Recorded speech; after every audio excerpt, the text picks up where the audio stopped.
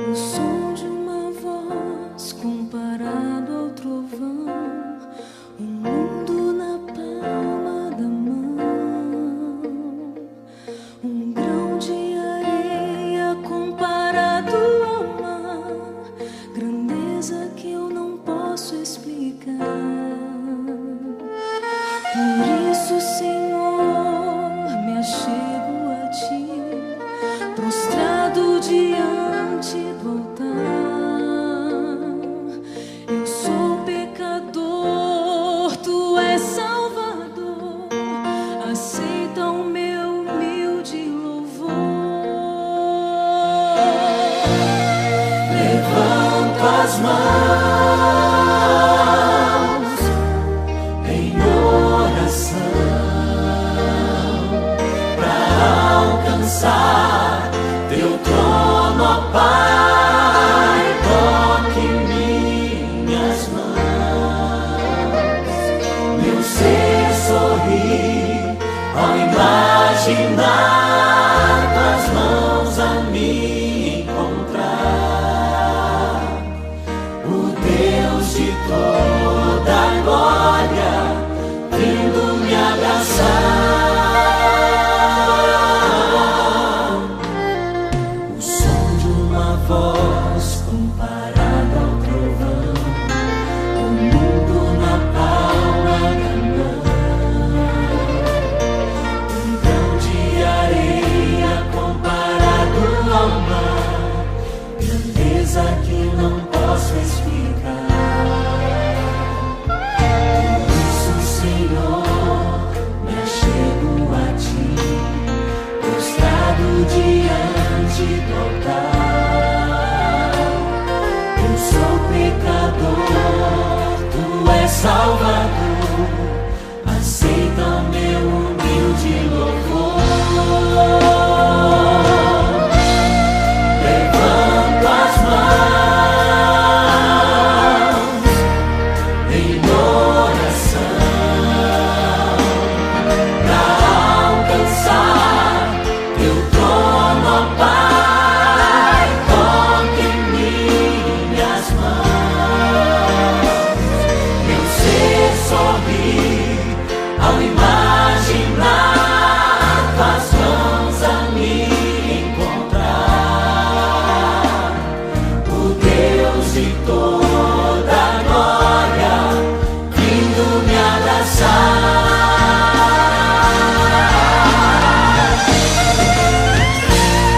Levanto as mãos em oração para alcançar Teu trono, ó Pai. Toque minhas mãos, meu ser sorri ao imaginar Tuas mãos a me encontrar. O Deus de toda a glória vindo me abraçar.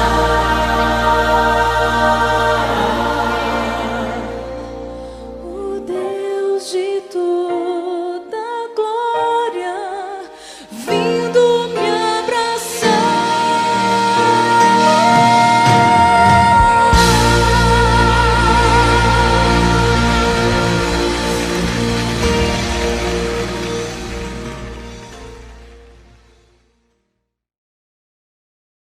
Boa noite.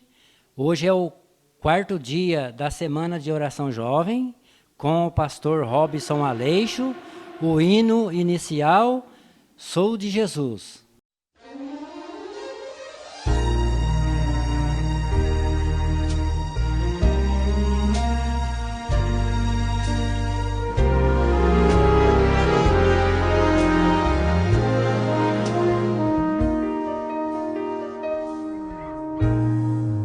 Dos caminhos a seguir, dos senhores a lutar,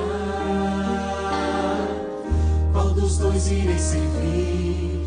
Há só uma decisão.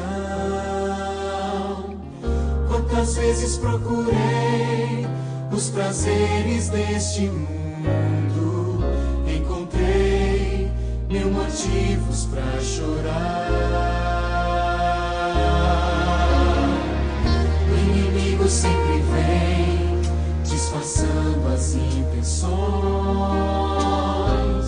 com ciladas ao redor, ele quer me destruir.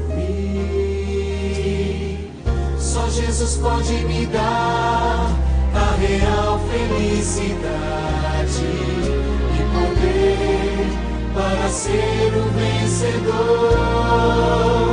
Sou de Jesus, o Senhor da vitória, o alimento, a vida, rocha eterna da salvação.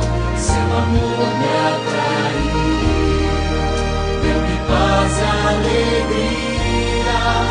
Eu já fiz minha escolha, sou de Jesus.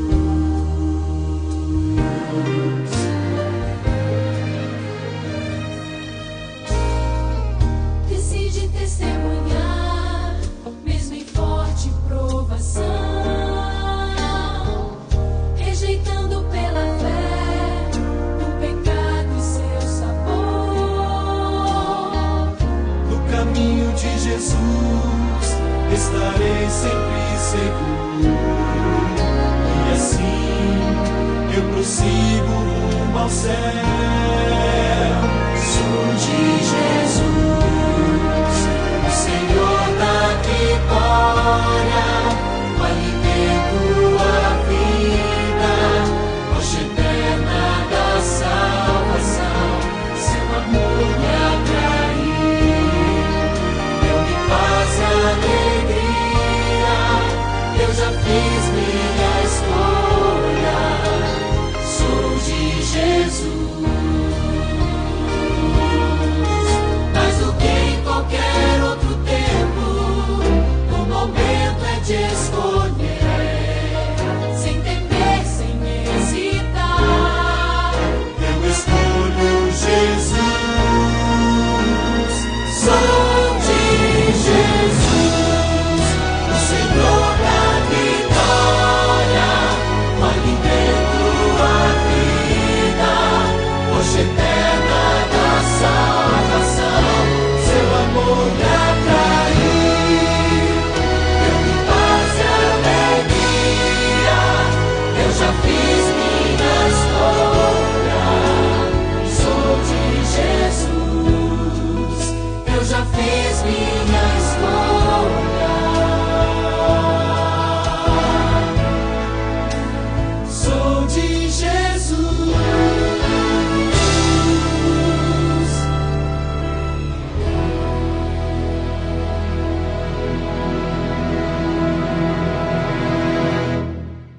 Agora vamos fazer uma oração para que Deus nos oriente. Senhor nosso Deus e amado Pai que habita nas alturas dos céus, louvado seja para sempre o teu santo nome. Muito obrigado, Senhor, por essa igreja. Muito obrigado, Senhor, pelos irmãos que estão aí do outro lado da tela. Que o Senhor nos oriente, nos capacite e aumente a nossa fé. Em nome de Jesus oramos. Amém. Boa noite. Você está bem? Se não tivesse, ia falar? Ah, então tá bom. Eu tinha pouca idade, bem pouca. Embora o pouca idade é um negócio tão relativo, né? Eu estava num culto e na minha casa dos meus pais, em Tatuí, de onde a água a Joyce está bebendo. Agora, bom te ver, viu, Joyce? Te ouvir melhor ainda. E a gente fazia ano bíblico e ano inárico no culto. Então a gente lia toda a Bíblia em um ano e cantava todos os hinos do inário, todos, até os améns lá dos 600 e pouco. E para quem é criança, às vezes o negócio fica meio comprido, né? E eu me lembro, sempre vou me lembrar de uma das coisas mais impressionantes, que eram as orações da minha mãe. Naquele dia era o dia na escala da minha mãe orar. E a minha mãe começou a oração e segundos depois dela começar a oração, ela já estava chorando. E a oração dela foi assim, falou: Senhor, eu queria fazer alguma coisa mais significativa para Ti. Passei o ano, eu estou aqui, estou dona de casa, eu tenho só ficado em casa com os meus filhos, e esse é um ano que eu passei o ano inteiro, não levei ninguém para ti. Eu queria fazer alguma coisa. O Senhor sabe o quanto isso me faz feliz, mas eu não sei porque eu não estou com contato com as pessoas. Eu não encontro as pessoas, porque eu passo muito tempo em casa. Então eu quero levar alguém para os seus pés, mas eu queria encontrar com essa pessoa. E aos prantos, ela terminou de falar a oração, em nome de Jesus, amém, e a gente terminava sempre o culto, orando junto, Pai Nosso, e quando a gente estava lá no Reino, no Poder e a Glória, para sempre alguém bateu na porta. A gente se levantou e minha mãe foi atender. Não, algum de nós foi atender, nem lembro se foi eu, sei que minha mãe demorou. Sua mãe está aí? Sim, vizinho. Chamei minha mãe, ela falou, o vizinho olhou para minha mãe e falou, dona Cila, é o seguinte, eu queria estudar a Bíblia. Eu estava pensando, a senhora consegue me ensinar? Minha mãe falou, sim. Quando? Eu estou com tempo livre de manhã. Falou, então entra aí, vamos começar. Assim. O que mais me impressionou é que a cara dela é tipo o seguinte, Senhor, eu acabei de falar e está tudo certo, é exatamente isso. E ele foi, estudou a Bíblia com a minha mãe, e no outro dia ele trouxe a esposa. E depois trouxe a filha, as 2 filhas e os 2 genros. E depois vieram para o estudo bíblico o sogro, a sogra, a cunhada, a família do genro, a família do outro genro, enfim. E depois que todos eles se batizaram, eles saíram de lá para formar uma outra igreja. Tem uma igreja lá. Senhor, eu quero. Era só essa oração. Se todos quisessem, todos teriam. Essa é uma frase pesada e real. A minha oração hoje é por missão.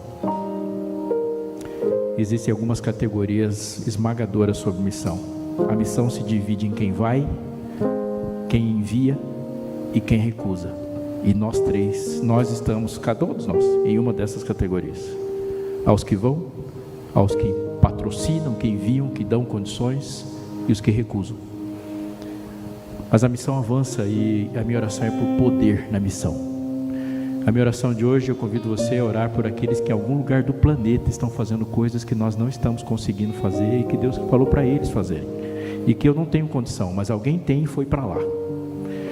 Mas eu queria pedir também para que Deus colocasse poder na missão que temos para fazer aqui, nesse lugar. E todas as vezes que o meu carro está andando por aqui, eu fico olhando para essas ruas e pensando no tremendo, gigantesco desafio que é falar de Deus neste lugar onde essa igreja está plantada. É um desafio. Mas a gente está aí na faculdade, no trabalho, procurando emprego, e a missão se faz aí também. Às vezes a gente está preocupado, e deve preocupar com uma pessoa só, um irmão, um parente, um pai, um filho, alguém. Mas a missão se faz com todos nós. Precisamos de poder, precisamos de convicção, precisamos de missionários, precisamos de obreiros para a seara. Vamos orar por isso? Eu vou me ajoelhar aqui. E te chamo a se ajoelhar aí onde você está. No meio da oração eu paro para que você emende com as suas palavras, tudo bem? Como fizemos ontem. E depois a gente termina junto. Vamos orar.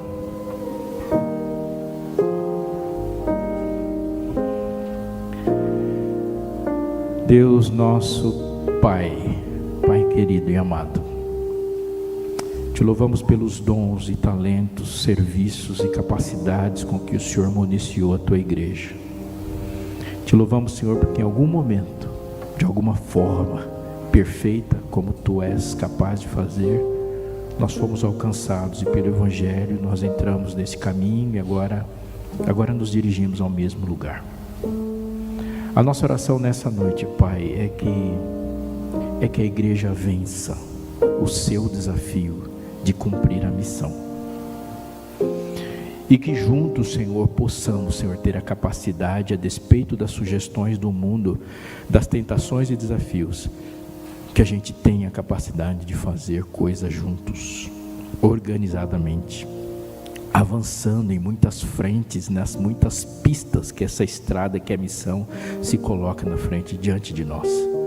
Abençoe cada pessoa aqui, Senhor, que tem suas dúvidas, seus temores, suas incertezas, sua timidez, suas perguntas sobre o que vou fazer, como fazer, para quem fazer. Dá a todos nós o conforto de um poder que nos foi oferecido e do sucesso do Evangelho. Dá a cada um de nós, Senhor, um desejo que não diminua, para que teu reino avance. Pedimos pelas milhares, milhões de pessoas hoje que estão enfrentando a luta de se render ao Evangelho, têm sido confrontados por eles, pelos muitos missionários mundo afora. Cada lugar do mundo, Senhor, eles sejam abençoados e protegidos, que sejam bem-sucedidos. Pedimos pela tua obra nas nossas casas, nos lugares que frequentamos e estamos lá para te representar. Nos lugares que estudamos, trabalhamos, servimos, moramos e por este lugar. A gente está nos lugares mais populosos e desafiadores do mundo. Mas aqui o Senhor plantou essa igreja para a tua luz brilhar e ser a embaixada do céu na terra. Que ela seja facilmente reconhecida pela luz e o brilho no olhar daqueles que aqui frequentam. Dá-nos a capacidade de te ouvir, Pai, e ao te ouvir de falar de ti. Escuta o nosso pedido neste momento.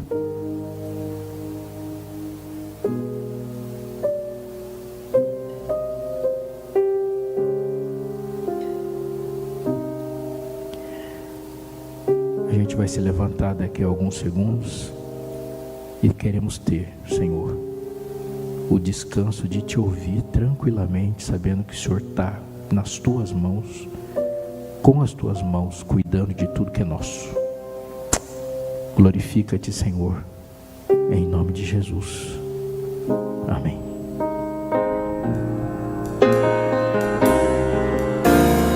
Deus nos ouvirá, nossa voz atenderá, se com fé nos achegarmos a seus pés.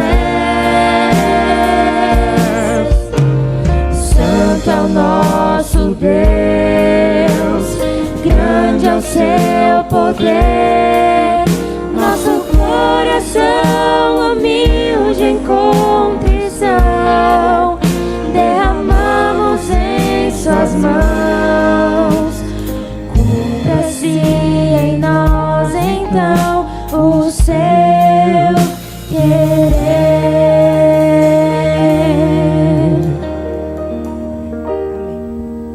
Você crê, diga amém. Você está com sua Bíblia aí? Evangelho de qual? Qual evangelho? De Lucas. Quando você abrir no capítulo 10. Lucas capítulo 10, verso 25. Evangelho de Lucas, capítulo 10, verso 25. Eu vou dizer uma coisa para você, sem um átomo de medo de errar. Este é o assunto mais importante de todas as páginas, todos os capítulos, livros, versículos da Bíblia. Todos. A não compreensão daquilo que Jesus falou aqui implica em não compreensão de tudo absolutamente que ele falou. Vou repetir. Se você não entender o que Deus fala quando ele fala sobre este assunto e fundamentalmente o que ele falou aqui, você não vai entender nem o que você está fazendo aqui. Isso é real. Eis que certo homem, intérprete da lei, se levantou com o intuito de pôr Jesus à prova e disse-lhes: Mestre, que farei para herdar a vida eterna? Tem um problema na pergunta? Sim ou não? Tem um problema? Chegar em Jesus com o pé mole na dividida é extremamente arriscado, porque ele nunca vai entrar fraco numa dividida. Jesus, ele entra forte, ele entra de sola, ele não vacila, e cada centímetro que você deixa, ele avança dentro. Chegar a Jesus, e quando Jesus pede você como oferta, e a gente entregar a máscara como oferta, sempre vai gerar uma resposta muito forte da parte dele. Jesus nunca fala das folhas de uma árvore sem falar das suas raízes. Alguém, um homem muito importante, mal intencionado. Olha o texto. Eis que certo homem, intérprete da lei, levantou-se, que está escrito na sua Bíblia? com o intuito de pôr Jesus à prova. Ele não chegou para Jesus com o intuito de saber. Ele não chegou a Jesus com o intuito de, Senhor, eu preciso saber uma coisa porque eu estou perdendo o sono por causa disso. Jesus, alguém bateu na minha porta e não tem o pão. Não. Ele chegou e preparou um esqueminha para Jesus cair. Ele jogou uma bola torta, ele jogou óleo no chão para Jesus escorregar. Isso sempre dá errado. Sempre. Mas aí Jesus pegou ele na primeira, porque ele falou assim: mestre, que farei para herdar a vida eterna? Tem um problema na pergunta? Sim ou não? Claro que sim. O que você faz para herdar? O que você faz para ser herdeiro? Eu fiz uma coisa muito importante para ser herdeiro. Eu nasci. Para ser herdeiro você tem que ter duas coisas, e nenhuma das duas você faz. Você tem que ter um pai, e seu pai tem que ter uma herança. Sim, o que você faz para ser herdeiro? Nada, você tem que ser o pai. Mas pode ser que você não tenha um pai com uma herança. Para você não ter, se você não tem o pai como herança, o que você faz para ser herdeiro? Nada, alguém te adota. A vida eterna é uma herança. O salário do pecado é a morte. Mas o dom gratuito de Deus é o quê? É vida eterna. E o que Deus faz para te dar a vida eterna? Ele te adota. Ele te adota. Ele te aceita como um filho. Então não é você que faz para herdar a vida eterna. É Ele. Se Ele não fizer, não acontece nada. O que farei para herdar a vida eterna? Ai, Jesus. Ah, Jesus. Então Jesus lhe perguntou: o que está escrito na lei? Como interpretas? Qual era a profissão do homem? Ele era intérprete da lei. Jesus falou: você veio jogar, então vamos jogar junto. Então, como você interpreta? A isso ele respondeu: não tem como ele escapar disso. Amarás o Senhor teu Deus de todo o teu coração, de toda a tua alma, e de todas as tuas forças, e de todo o teu entendimento, e amarás o teu próximo como a ti mesmo. Respondeu-lhe Jesus: respondeste corretamente, faze isso e viverás. Não são muitas vezes, mas nesse ponto da Bíblia, o fariseu, o intérprete da lei, os algozes inimigos que sempre estão jogando pesado com Jesus, nesse momento falou: é isso aí, a sua interpretação é igual à minha, está correto, faça isso e viverás. Mas ele chegou com o intuito de colocar Jesus à prova, e agora Jesus colocou ele à prova. Aliás, Jesus nesse momento colocou todos nós à prova. No Evangelho de Mateus, quando Jesus cita esse texto e alguém pergunta para ele, ele falou assim: desses dois mandamentos dependem toda a lei e os profetas. Eu disse para você que toda a lei e os profetas significa o quê? Toda a Bíblia. Tudo o que está escrito na Bíblia depende disso. Então não estou exagerando quando eu digo que este é o assunto mais importante da Bíblia. E o assunto mais importante da Bíblia é amor.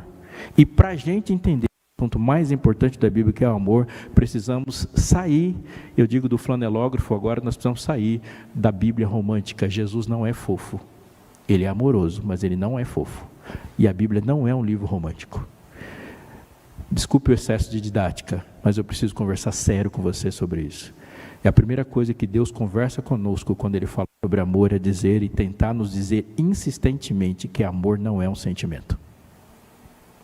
Sério, pastor? Sério. E se você colocar e pensar em amor como sentimento, você não vai entender nenhum texto bíblico sobre amor. Alguns são desafiadores. O que você sente pelo seu inimigo? O que você sente pelo seu inimigo? Raiva, ódio, mágoa, tristeza, ira. A gente sente isso. E isso tudo é pecado? Sozinho?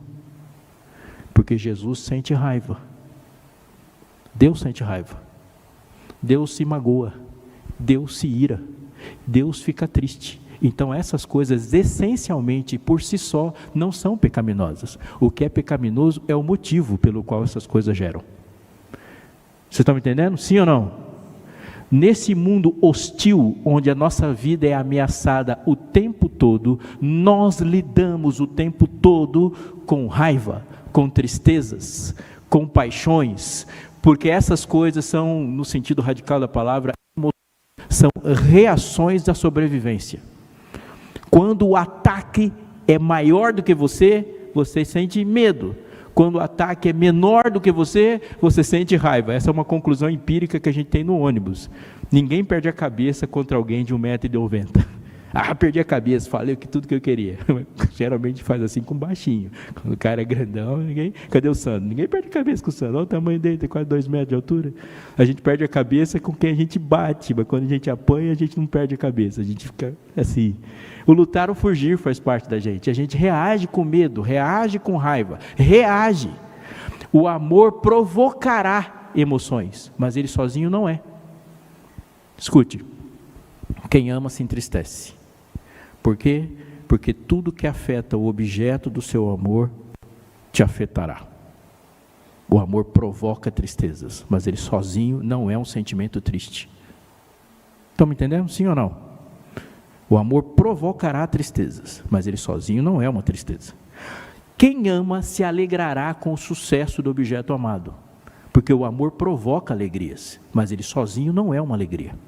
Ele faz você ter alegrias. Então, quando você ama e vê aquilo que você ama bem sucedido, você fica alegre. Jesus ouviu do Pai: esse é meu filho, e eu tenho alegria nele. Da mesma forma, Jesus, no seu ato de amor, ele falou: minha alma está triste, triste até a morte. E o mesmo Jesus manifesta a sua ira, porque a ira do céu se manifesta através do Cordeiro. Deus manifesta a sua ira contra toda impiedade e injustiça, porque quando você ama, você vai ficar irado contra tudo que ataca o objeto do seu amor. Deus se ira contra o pecado, porque o pecado faz você sofrer. O pecado danifica, o pecado não tem direito de existir. O pecado é um intruso no universo de Deus, e o pecado gera a ira de quem ama. Se a gente falar que Deus ama, nós vamos falar que ele fica irado, porque todo mundo que ama vai ficar irado, porque quem ama não é impassível. Está me entendendo? O amor sensibiliza. Todo que ama não fica indiferente, e não ficar indiferente resulta em irar-se. Me fiz compreender? Sim ou não? O amor faz assim. O amor não é um sentimento. Se o amor não é um sentimento, o que ele é? Voltando para o inimigo, eu agradeço a Deus, como disse Martin Luther King, porque ele me pediu e me ordenou que eu amasse o inimigo e não gostasse do inimigo. Porque amar eu consigo por ele, gostar não dá. Amar e gostar têm coisas diferentes? Sim, porque gosto tem a ver com sua personalidade. Você tem o direito de gostar e de deixar de gostar de um monte de coisas, isso tem nada a ver com pecado. Eu gosto de berinjela, isso não tem nada a ver com a minha santidade, eu gosto.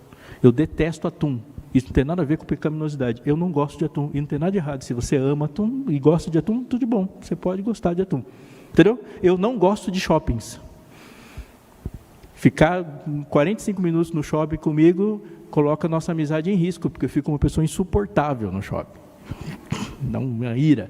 Minha esposa me chama para ir no shopping, eu vou ao shopping e já não compro nada, porque o ir já é um ato de profundo amor. Porque odeio shopping, detesto. Não gosto. Tem problema? Não tem, eu não gosto. Assim. E aí você tem seus gostos, você pode gostar de gente baixinha, você gosta de pessoa alta, você gosta do Corinthians. Não dá para explicar isso? Não dá para explicar, é um gosto, entendeu? Gosto, a gente tem gostos. Jesus tinha seus gostos? Ele tinha seus gostos, ele tem seus gostos? Tem, ele manifestava, ele tinha lugar, falava: vamos para cá que eu quero ir para ali. Ele tinha o jardim preferido, ele ia para Betânia, e Deus nunca censurou esse tipo de gosto. E espera aí que eu não estou falando de gostar de pecado. Gosto. Amar não é um gosto, porque eu não gosto do inimigo, eu não gosto que arranhe meu carro, eu não gosto de alguém que manda pôr uma lombada na frente da minha garagem, não dá para gostar desse negócio, entendeu? Eu não gosto de quem lê uma postagem, lê 2 frases da postagem e já coloca 4 ou 5 frases criticando, como se ninguém mais fosse ler isso, só ele. Eu não gosto desse tipo de coisa, isso me irrita profundamente. Não gosto do inimigo, mas Deus falou assim: não tem nada a ver com gostar, tem a ver com amar. No dia que ele tiver caído, você estica a mão, porque amor é uma atitude. Então você faz sem gostar, você está detestando e está fazendo. Está me entendendo aí? O amor, ele suprime um gosto. Eu não estou gostando, mas estou fazendo porque sob tua palavra lançarei a rede. E muitas vezes a gente vê fracasso como sucesso e sucesso como fracasso porque não sabe a diferença entre amar e gostar. Você não está gostando, mas está fazendo porque foi quem a pessoa que você ama mandou fazer. Às vezes a gente não gosta mesmo. Senhor, eu vou lá, mas eu não gosto. Mas eu vou. O amor venceu. Está me entendendo? Sim ou não? Tem um exemplo bíblico radical disso? Sim. Volta lá para a sua Bíblia um pouquinho, para Gênesis capítulo 4. Onde o amor supera o desejo. 4:7. Jesus conversando com Caim. Caim estava sobre forte influência dos seus sentimentos. Ele estava sentindo, o que ele estava sentindo? Inveja, amargura, raiva. Ele tinha pecado com a inveja, com a amargura e raiva? Não, no texto diz que ele não tinha pecado ainda. Mas o texto diz assim, Caim, se procederes bem, não é certo que serás aceito? Jesus está falando de um procedimento aqui. Faça o que você tem que fazer, Caim. Se todavia procederes mal, eis que o pecado jaz à porta. Procedimento de novo. Depois ele vai dizer assim, o seu desejo será contra você. Cumpre a você dominá-lo. Que texto moderno, não? Ele fala assim, o seu desejo não vai jogar a favor. Vai ter dia que a raiva joga contra, que a tristeza joga contra, que o gosto joga contra. Mas você faz o que é certo. Sério. Se você for lá para outra ponta em Coríntios, ele fala que o amor tudo sofre, tudo crê, tudo suporta. O problema do meu amor não é suportar o que as pessoas estão sentindo por mim. O desafio do meu amor é suportar o que eu estou sentindo pelas pessoas. Esse é um desafio. Se Jesus sentasse numa praça para conversar com o falecido Renato Russo, ele ia falar assim, Jesus, é preciso amar as pessoas como se não houvesse amanhã. Jesus ia falar, o desafio é amar as pessoas como se não houvesse ontem. Porque amanhã elas não fizeram nada contra você. O seu problema de amor é o que elas já fizeram contra você. É preciso amar as pessoas como se não houvesse ontem. E o meu problema não é o amanhã. Meu problema é meu ontem com as pessoas. Aí eu olho para trás e falo, Jesus, dá uma vontade de quebrar o pescoço. Fala, pois é, eu já poderia ter quebrado o seu. Amor não é gostar, amar é proceder. Amar não é sentir, amar é um estado do ser. Se você está em Gênesis ainda, veja isso. Quando Deus fez Adão, Adão amava naturalmente.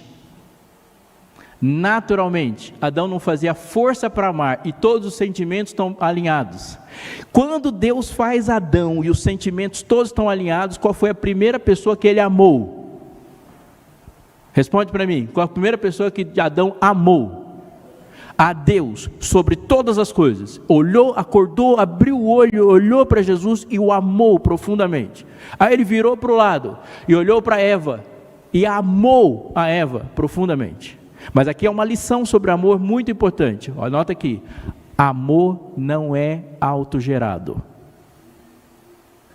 Sério? Sério. E aí nesse momento até as mães se irritam, mas isso é real. Amor não é autogerado. Você nunca vai amar por esforço. Se amar por esforço fosse real, a gente tinha que jogar a Bíblia fora. Porque ela passa o tempo todo, do primeiro ao último capítulo, falando que não vai acontecer isso. Amor não é um sentimento produzido no seu coração. Amor é algo que é recebido no seu coração. Amor não é uma atitude procedente do seu coração. Amor é um procedimento que vem de Deus para o seu coração. Vou falar um versículo de cor, porque um monte de gente sabe ele de cor aqui. É Gálatas 5:22. Mas o fruto do Espírito, perdoe-me pelo excesso de didática, o fruto do Espírito nasce onde? Vem de onde? O fruto do Espírito vem de onde? Do Espírito. Ele não fala que o fruto do coração, é o fruto do Espírito. Qual a primeira palavra? Amor. Matou. O amor não nasce no coração. É o Espírito que produz amor no coração.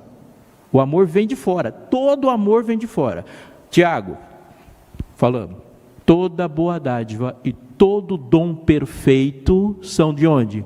Lá do alto, descendo do Pai das luzes, em quem não há sombra de variação ou mudança. Se o amor é um dom perfeito, é dom perfeito? Sim ou não? Sim, essa expressão que Paulo usa para falar de amor, ele vem do alto. Você não ama. Essa é a realidade bíblica. Deus ama em você. Jesus, quando terminou a oração, em João 17, termina e fala assim, a fim de que o amor com que me amaste esteja neles, e eu neles esteja. Todo amor genuíno tem uma fonte exclusiva, Deus. Seres humanos não amam. O que os seres humanos fazem é sofisticar o seu egoísmo. E muitas vezes equilíbrio emocional parece amor, mas não é. É só uma pessoa emocionalmente equilibrada.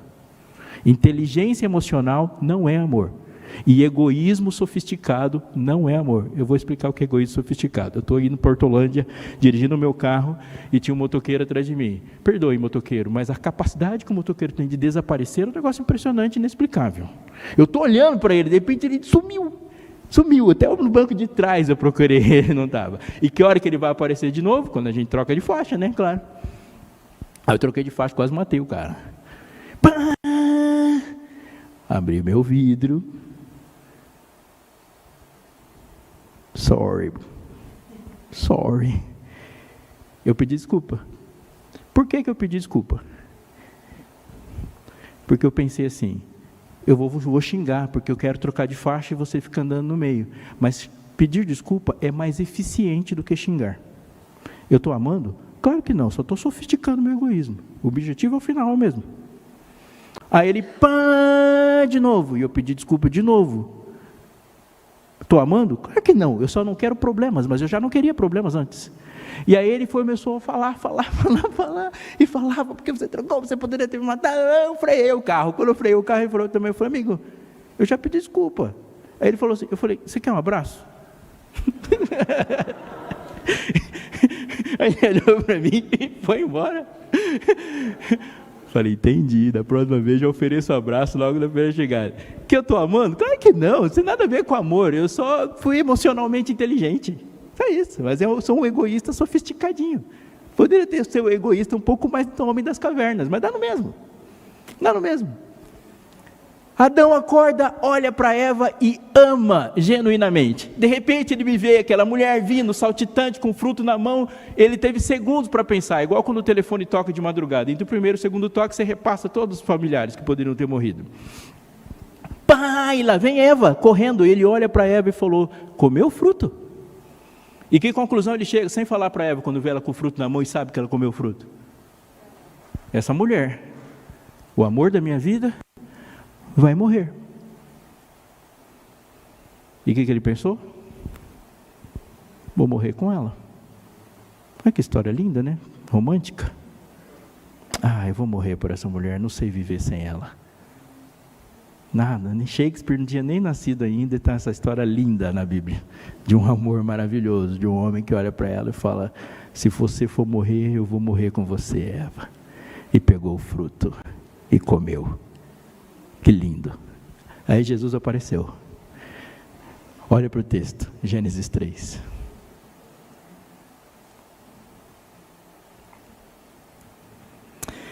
Verso 12.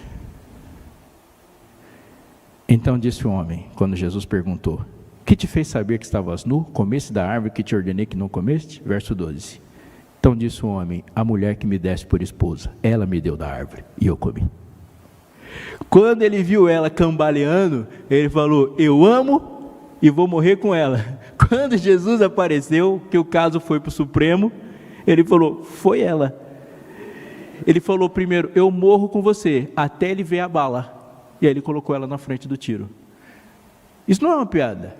A fonte do amor de Adão por Eva tinha sido rompido quando ele comeu o fruto. Então o amor que estava no coração dele por ela dependia dele comer da árvore da vida e de não romper com Deus. Quando ele rompe com Deus, não tem amor nenhum mais nele.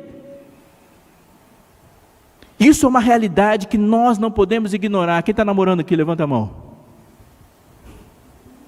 Isso aí. Presta atenção no que eu vou te dizer. Esse amor tem uma fonte. Você que está namorando. Se a pessoa que está com você se afastar de Deus, a chance dele te amar é zero. Zero. Mas como é que a gente fica junto? Isso é egoísmo altamente sofisticado. Você deixa de ser um objeto de amor para ser um instrumento. Pessoas que não amam dividem toda a humanidade em dois grupos de pessoas: os inimigos e os instrumentos. Ou o mundo tem inimigos, ou tem pessoas úteis para projetos que já existiam antes das pessoas, mas não existe outro.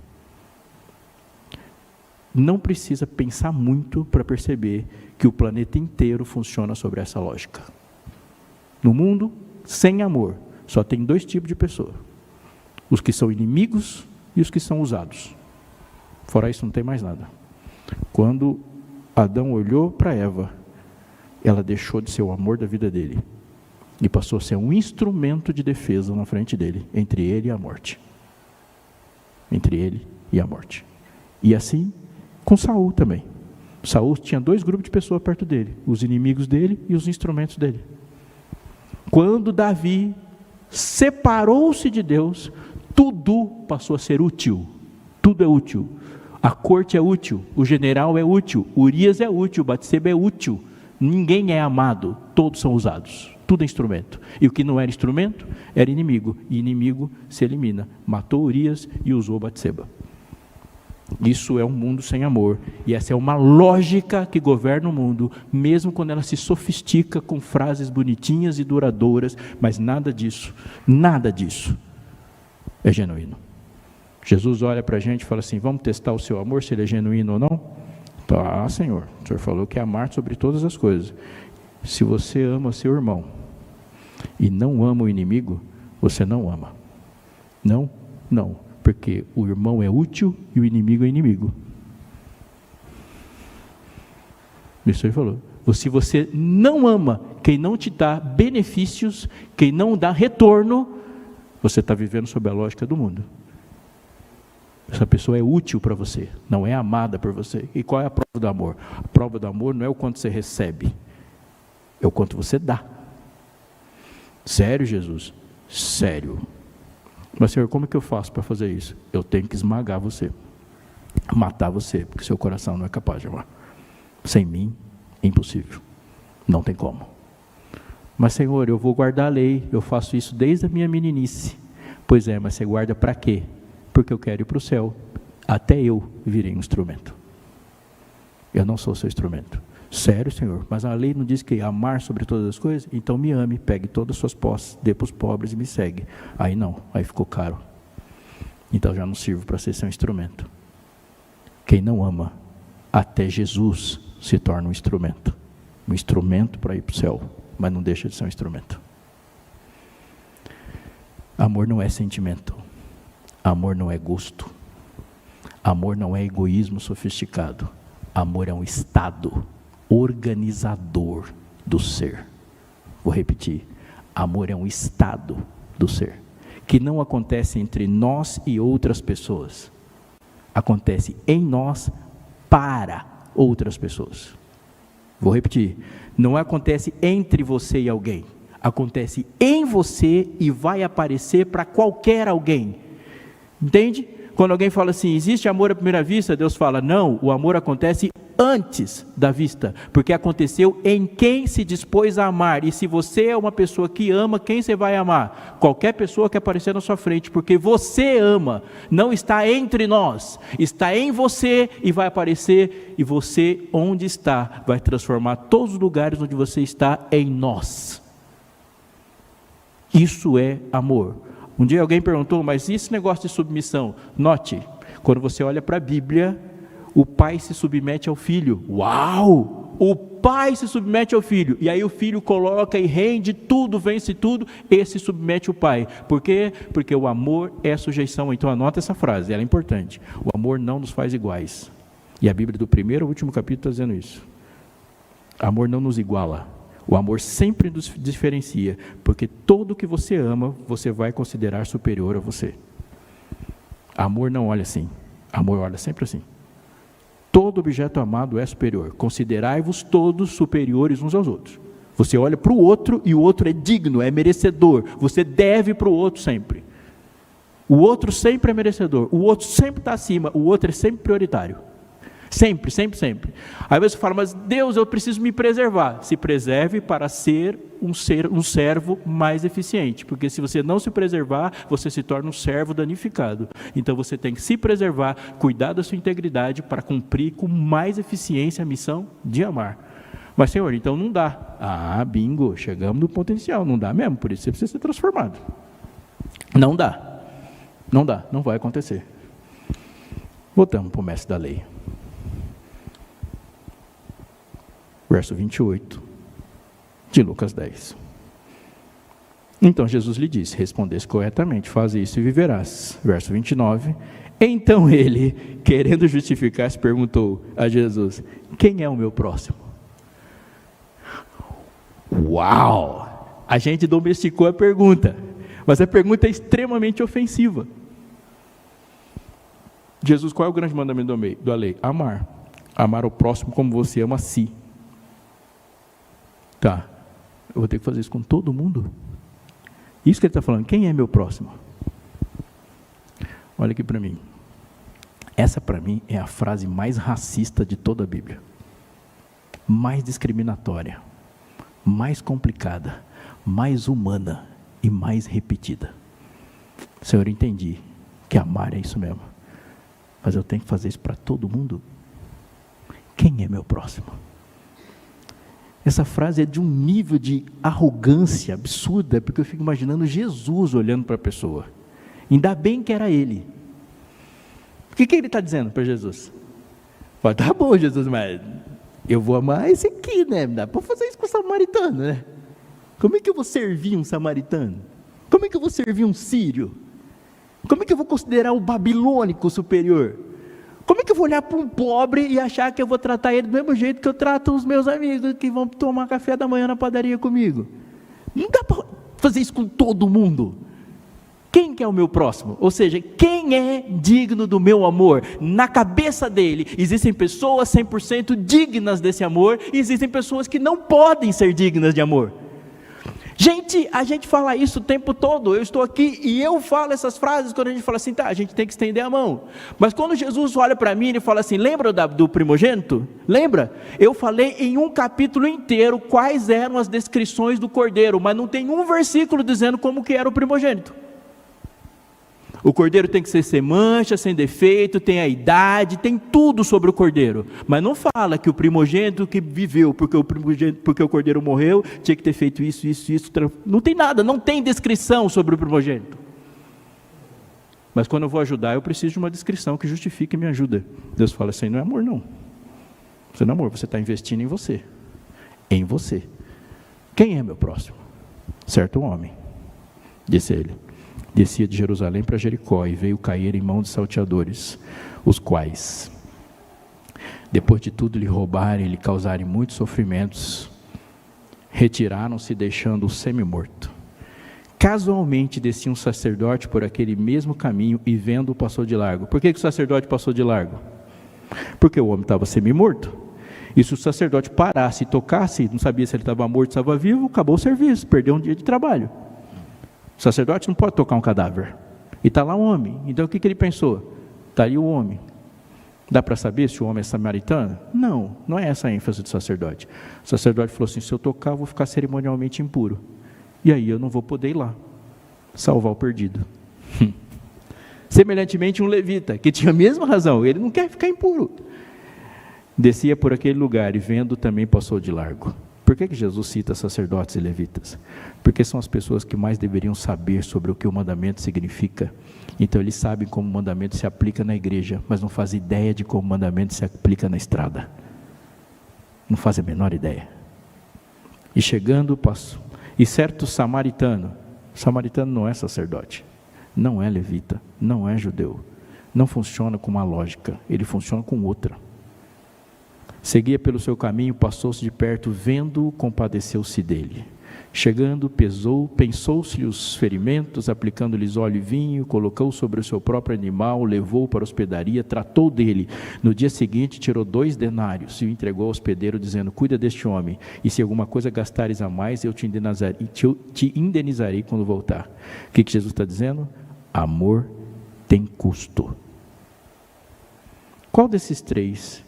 Essa é a pergunta mais importante.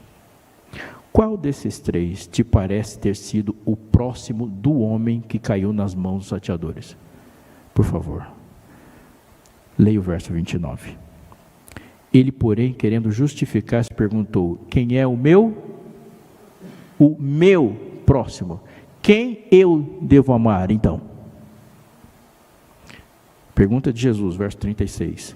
Qual desses 3 parece ter sido o próximo do homem que caiu nas mãos dos salteadores? Você percebe a inversão? Quem é a pessoa que eu tenho que amar? Jesus perguntou: quem é você na parábola? Quem é o que pergunta na parábola? Obviamente, a pessoa que perguntou na parábola não é o samaritano. Jesus está fazendo para ele a seguinte pergunta: tá bom, você acha que você tem que amar só as pessoas que você considera merecedoras do seu amor. Um dia você vai cair na estrada, vai capotar, vão te dar uma surra, você vai perder todo o dinheiro, vai ficar machucado e vai depender de alguém que não pensa como você. Porque se a pessoa que passar for um levita da mesma nação e da mesma tribo que você, vai olhar para você e vai dizer assim: esse não é meu próximo. O meu próximo é o sacerdote que está vindo aí, ou está indo atrás na minha frente. Eu não vou ajudar ele. Se passar um sacerdote que tem uma lógica de funcionamento igual à sua, o seu mundo colapsa. O método que você está usando de organizar a existência é suicida, é inviável.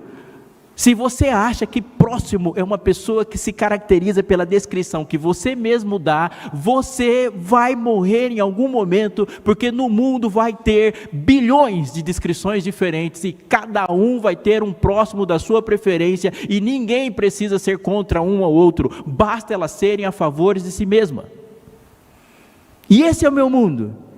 As pessoas não precisam ser contra você, elas só são a favor delas mesmas. E nisso, ninguém é próximo de ninguém, cada um vai ter meia dúzia de próximos, e o mundo vai ficar assim, ó. Você vai chegar lá em 2022, vai estar uma bagunça, ninguém ama ninguém, cada um por si, e Deus esquecido por todos. Mas existe uma coisa, o que Jesus está propondo aqui é uma revolução. Quem parece ter sido próximo do homem?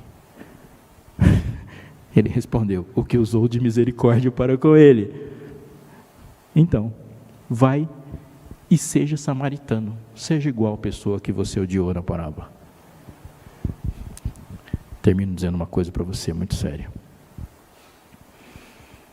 Amor não é troca, amor é sacrifício. Mas amor não é o que faz você suspirar, chorar, se alegrar. Não é só isso. Amor é o alicerce da existência. O amor organiza a vida. Olha o que eu estou dizendo para você. Se você chegasse para um anjo no céu, em algum momento da eternidade, e falasse para ele assim: não matarás, ele ia baixar uma sobrancelha, levantar outra e falar: o que é isso? Não dirás falso testemunho. Alguma criatura não caída de algum planeta, de alguma galáxia, ia falar: o que é isso? Não adulterarás, o que é isso? Não cobiçarás. Ele não faz ideia do que seja isso. Porque, ele fala assim: então que mandamento você segue? Amar a Deus e ao próximo. Por que isso foi dito para a gente e não é dito para um anjo? Porque se não falar para mim, eu me perco completamente, eu crio o meu próprio padrão de amor. Então Deus disse assim: eu vou dizer para você amar e eu vou te ajudar a saber quando você não está amando. Quem não ama, não se importa. Quem não ama, não se importa. E quais os sinais de que você não está se importando? Você começa a mentir, porque você não se importa. Começa a roubar porque não se importa. Começa a desonrar porque não se importa. E começa a colocar uma fila de coisas e começa a tratar Deus como instrumento. Quando ele diz: não terás outros deuses diante de mim, ele fala: não me trate como instrumento. Não tomarás o nome do Senhor teu Deus em vão, que Ele está dizendo. Não fique preenchendo o cheque e levantando para o céu para eu assinar. Não me trate como instrumento. Eu sou uma pessoa que te ama e quero ser amado. Não faça isso. Nosso amor cresce com tempo de qualidade, exclusividade, quando você se lembra que o Criador sou eu e o criado é você, mesmo que nossa relação seja de amor. Não me trate como instrumento.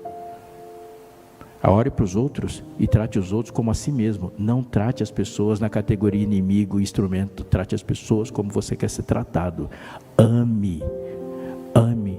Ou seja, quando você parar de se importar, a lei vai piscar, dizendo: pela lei vem o pleno conhecimento do pecado. Qual pecado? O único que existe: não amar. Tiago foi mais ainda duro com isso. Ele fala: se você tropeçar em um só ponto, se torna culpado de quê? De todos. Por quê? Porque é uma matemática? Não, não é uma matemática. É porque todos os 10 apontam para uma doença só. São 10 diagnósticos, 10 sintomas, mas a doença é a mesma. Você não precisa descumprir todos para dizer que não ama. Uma dessas coisas já é um sinal de que não se está amando. Todos os diagnósticos apontam para um pecado apenas. E apenas uma pergunta será respondida da porta da eternidade para dentro. Só uma. Só uma. Você me ama? É só isso. Costumamos a dizer que a eternidade é derivada do amor de Deus por nós, e está correto a dizer. Mas todos que estarão na eternidade terão o amado. O amor de Jesus por você te abre a porta, mas o seu amor por Ele que faz você passar por ela. Você imaginou que Jesus poderia ter morrido em algum lugar de alguma galáxia e mandado um anjo aqui avisar: ó, acabei de morrer por vocês? Ele não fez isso. Ele veio morrer na sua frente, porque se a demonstração de amor dele por você não te convencer a servi-lo, nenhuma demonstração de poder vai fazer. Não há milagre na cruz. A manjedoura é um milagre. Uma pessoa não nasce sem pai. A ressurreição é um milagre. Uma pessoa não sai da tumba sozinho. Mas quando você pega qualquer ser humano e põe ele numa cruz, ele morre. Porque o milagre da cruz não acontece na cruz. O milagre da cruz acontece em quem olha para ela. É o maior milagre que Jesus fez. Ele fala: eu vim morrer na sua frente. E nós o amamos porque Ele nos amou primeiro. Lá naquele dia, onde todos os destinos vão se definir, todos, entre vida eterna e morte eterna, a única pergunta a ser respondida é: você me ama? Ele não vai perguntar sobre brinco, piercing, tatuagem, pulseiras, horário do pôr do sol ou quantos quilos de soja você foi capaz de comer na sua vida. Ele não vai perguntar nada disso. Mas ele vai perguntar por que você fez essas coisas. Ele não vai perguntar se você andou 10 quilômetros, 10 metros ou 200 quilômetros para cumprir a missão. Ele vai perguntar por que você fez isso. Ele vai olhar para você e vai dizer assim: nós vamos passar a eternidade junto. Você me ama? Você me ama? Sabe o que é mais interessante? Você nunca passou um minuto da sua vida sem responder essa pergunta. O tempo todo. Nós respondemos isso o tempo todo. O tempo todo. E fazemos a pergunta muitas vezes: que farei para herdar a vida eterna? Aí Jesus fala: para herdar você tem que ser meu filho. E para ser meu filho, e meus filhos se parecem comigo. Nisso saberão que sois meus discípulos, se você amar como eu amo. Minha oração, ela é meio brutona, minha oração, mas ela é real. Eu já entendi que eu não sou capaz de amar. Eu sou capaz de sofisticar meu egoísmo. Eu sou bom nisso. Eu sou capaz de polir a máscara. Faz muitos anos que eu estou treinando o polimento da minha máscara. Eu estou bom já nesse negócio. Mas eu não sou capaz de amar. Nem o meu próximo e nem a você, Senhor. E se quiser uma prova disso, é só olhar para esse último mês em tudo que você fez por mim, e no meu último mês em tudo que eu reagi em relação a você, e ninguém precisa de mais nada, e o universo inteiro está vendo. Mas eu sei que você é encantador. Então, se você é o autor do amor, tu és capaz de produzir amor em mim. Então produza, Senhor, porque eu não sou capaz. Eu me rendo à minha incapacidade de não te amar e de não amar ninguém. Mas eu posso transbordar em amor, porque seu amor é grande demais para o meu coraçãozinho. Eu quero, me faz amar. Eu sou fracassado até nisso, mas em ti eu posso ser bem sucedido. Eu vou dizer uma coisa sobre essa oração, porque se você começar a fazer isso toda hora, nós vamos fazer as malas e ir embora. O fruto do Espírito é o quê? Amor. Então, se o Espírito Santo for manifestado em plenitude, ele vai fazer o povo dele fazer o quê? Amar. Quando você sair daqui, olhar para o perdido e falar assim: perdido, eu vou arrebentar você, mas eu vou te levar comigo, nós vamos levar todo mundo. Olhar para o perdido e falar: você não é um instrumento. Você não vai me impedir de te amar. Você pode me impedir de pregar, você pode me impedir de falar, você pode me impedir de cantar, mas o mundo não pode te impedir de amar. E a gente olhar para as pessoas e falar: eu amo você, eu quero que você esteja comigo na eternidade. Vamos, eu vou fazer o que for necessário, por amor. Uma pessoa que diz não para uma manifestação de amor vai bater no peito e dizer: eu mereço morrer, porque o amor define os destinos. Fruto do Espírito é amor. Chuva serôdia não é ter cristão superpowers. Não é isso. Não é a sua capacidade de matar, é a nossa capacidade de morrer. De morrer. E os motivos pelos quais a gente faz isso, isso impressiona o mundo. Quando a gente fala: Senhor, eu quero ficar cheio de ti, Ele vai te fazer amar de uma maneira tão grande que o mundo não suportará. E nós vamos embora, porque chuva serôdia é uma igreja amando, não tenha dúvida disso. É uma igreja amando. Quem é meu próximo? Deus já respondeu a sua pergunta e você vai encontrar um monte no caminho para casa. Eu quero orar com você agora. E quero orar unanimemente. Unanimemente. Nós vamos fazer o mesmo pedido. Pode ser? Então a galera que vai cantar vai estar aqui comigo agora. E nós vamos cantar uma oração.